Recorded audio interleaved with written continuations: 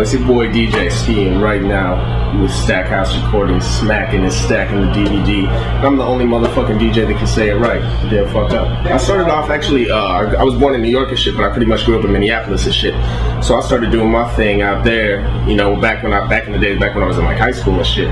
I started off as a recording engineer and shit, and from then I actually would go out to New York, and my hustle, the way I made money and shit out there and everything else, the way I got my Cadillac when I was like 17 years old and shit, was I'd go to New York, I'd take the mixtapes, I'd take like Clue, K-Slay, whatever the hot shit was, and I'd go back and make my own mixtapes with the hottest joints from everybody else's mixtapes and sell it around town to all my school and everything else. And from there I progressed and really wanted to get involved with DJing, including getting on the turntables and all that other shit.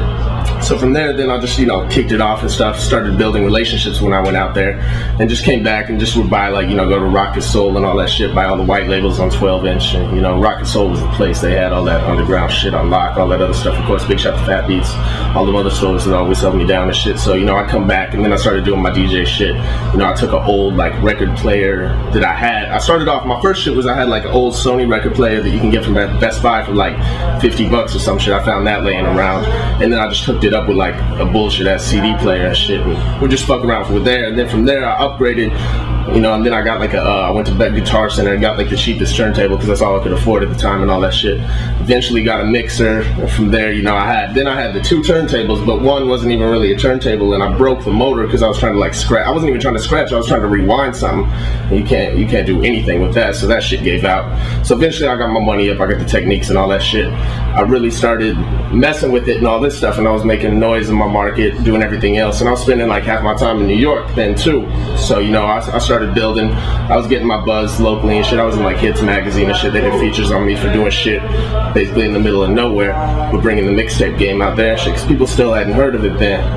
And then from there, you know, I was going out to New York all the time, and I connected with Stretch Armstrong, who was like, you know, and anybody in hip-hop knows what Stretch Armstrong was and shit. So I started rolling with him. You know, he'd take me up when I was like 16, 17, 18 years old and shit, up on XL Radio when he was doing it back on Hot 97 way back when and shit. You know, I got to meet a lot of artists. I built some early relationships with me out here, from, you know, him all the way up there. Eventually he linked me with Steve Rifkin because he was out here, because one of my hustles was I was selling, you know, like PlayStations when they first came out. You know, I had everything. That's how I, you know, made my money and shit. I never worked a real job in my life. So I was selling like PlayStations and all this shit, and Stretch was meeting with Steve Rifkin at the time, and Steve was looking for a PlayStation for his son for Christmas. So Stretch knew that I had him, so he hit me up. It's like, yo, Steve Rifkin, you know, I was selling them for like $800 when they were $300. So Stretch hit me up and was like, yo, Steve Rifkin wants one for his son. So I was like, yeah, I'll hook him up, just, you know, because I wanted to build that relationship, because the big thing in this game is all about relationships. Everything else, so you know what I mean. So you know, Stretch gave me Steve's two-way and all that shit. I popped it off, and then Steve, you know what I mean, I just stayed in his ear, probably bugged the shit out of him all the time. Finally got on and shit, and, you know, I really had his ear. He saw what I was doing out there, so he's like, yo, you know what I mean, let me know whenever you're ready to do something. So I was like, shit, you know, I'm ready. That night, you know, I spent like a couple days, put together like a crazy proposal about like Loud Records, what they were doing wrong, what they needed to do, all that other shit. So, you know, I flew out to New York, presented it to him and shit. He hired me on the spot. So he moved me out to LA. That's how I ended up in LA. Big shout to my man Steve Rifkin, to work for, you know, him at Loud Records and, you know, SRC on the marketing side and shit. So, you know, I was with Steve for a few years and shit. I was doing the whole shit at Loud. Back when we had the transition, when he not lost the deal with Sony, but when all that shit got fucked up. So then I was over there, I was doing his whole marketing company and shit over at SRC. So he really taught me the whole marketing side of the business and all that shit, because he invented street teams. Everything else from there. Then of course on the DJ side, separately, I was still doing my thing, you know what I mean, trying to get shit popping when I moved out here, because, you know, I try to move fast and everything. So from there, me and Steve connected. You know, I worked for him for a while. Then we did the whole SRC deal. I worked for him when we did the whole shit with, you know, David Banner, Akon, even Terror Squad, kind of building the label and all that shit. And a couple years ago, you know what I mean, I jumped off, decided to branch out, time to do my own thing, really make my own money. Everything else, so, you know, I started my marketing company, Hype. We do all the shit with like T-Mobile, Dodge, Chrysler, T-Mobile. I already said T-Mobile. It's bloopers, he got me.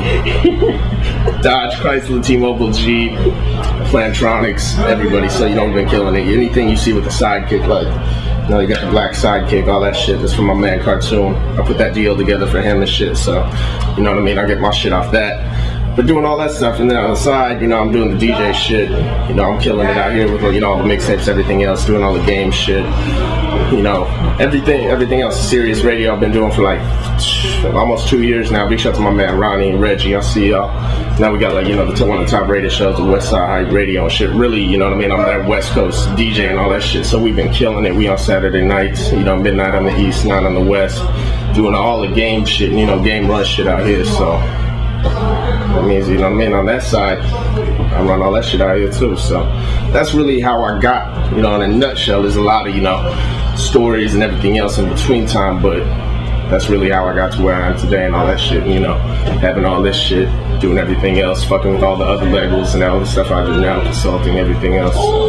That's what that is.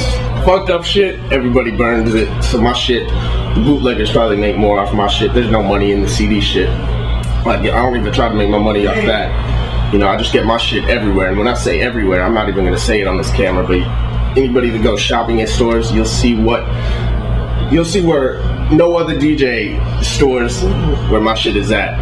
So I'm not gonna say the specific stores and all that shit. So I'm just trying to really, you know, expand everything else. But the game has been fucked up totally since that whole time. The wholesale prices are fucked up. Like in New York, it's like $1.75, $2 and shit. And that's, you know what I mean? That's coming in with like a game product and all this other shit. New DJs get that shit. Like they're buying that shit for dollars and less. Like it's fucked up. Also, everybody tries to be a DJ and shit now with the internet. People just get an exclusive joint and shit, get a couple joints that anybody can really download if they know how to, you know, do whatever, throw it on a tape or shit, and they don't really mix or anything else. Like, I've always, you know, really tried to sequence and mix my shit. I started off as an engineer. I learned Pro Tools and everything else before I learned how to DJ, so I know how to see. I knew that whole side of shit. So when I was initially doing mixtapes and shit, and another change, speaking of that leads into it, is the whole, you know, the Serato and everything else. Before, you know, on the vinyl and shit, you'd have to get the white labels early, but you still couldn't really scratch and mix everything in. I'd have to do it on Pro Tools, and now I can do it all on Serato, because, you know, I can play the MP3s, everything else. So that's another big change. But, you know, the game's kind of fucked up. You know what I mean? There's not really the exclusive tape isn't hot. It's all about the artist exclusive shit. You know what I mean? Like, Drama's doing his thing. Big shout out to my man Drama, you know, with the whole Gangsta Grill shit where he does one artist, you know, like the T.I., the Leak shit. You know, we're doing, you know, the artists with the real big movers of the shit, like, you know, the Game, solo tapes, all that other shit, Black Wall Street shit. So the game is kind of evolving and stuff, and it's still there, but, you know, DJs really got to jump on the next wave of what that shit is. They can't bite that old formula because that shit is dead.